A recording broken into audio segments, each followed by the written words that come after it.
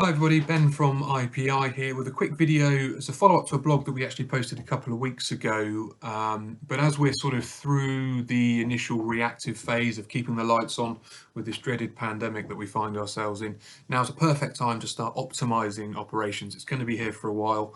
We've just had the second lockdowns announced. So it's a bit of food for thought here, some real key benefits that can be achieved through a effective routing strategy. Now, firstly, it has the ability to massively affect the customer experience, hopefully for the better if deployed in the right way. We know customers are always demanding, they want to be serviced on their channel of choice at their time of choice.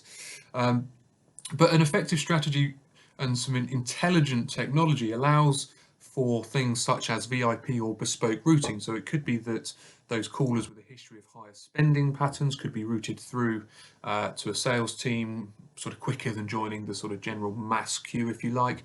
But we can also start looking, we could flip that on its head. So we could have callers that we know are due to make a payment, we could have them automatically routed through to a collections team rather than sort of going in through the general queue and getting transferred between departments, etc. So just something to think about there. Today's customers, well, 90% of today's customers expect an immediate response, and by immediate, that's sort of defined as within 10 minutes. So by 10 minutes of picking up the phone, I want this sort of query resolved and answered. So on top of that, there's also the emergence of all the sort of current devices and technologies, things like Alexa and Amazon Lex and Google Dialogflow. So we can start to utilize these technologies and actually building them into the strategy of the way sort of calls and contacts are handled by a contact center. So we are really able to sort of address these changing habits that we're seeing, the way people are choosing to spend their money and the times and channels by which they're doing that. We have the potential now to start unlocking agent capacity by considerable chunks. So we can start to automate some of the sort of self-serviceable requests, things that aren't actually adding value to a contact center, and customers don't really want to speak to an agent to do so. By doing so, we can start to give time back to businesses. So those agents can have more time to spend going through the more complex interactions with callers.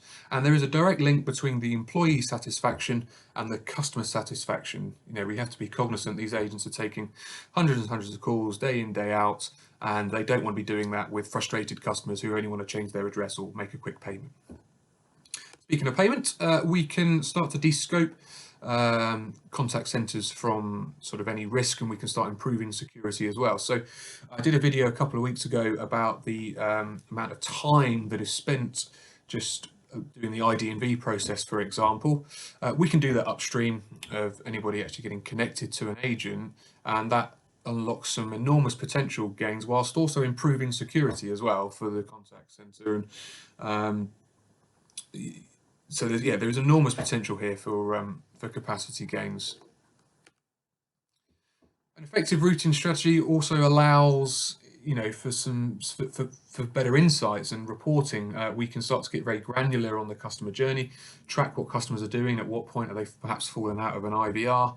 It could be that customers feel a bit uncomfortable. We're all British, giving sort of negative feedback to an agent after they've just spoken to them for 5 minutes or so.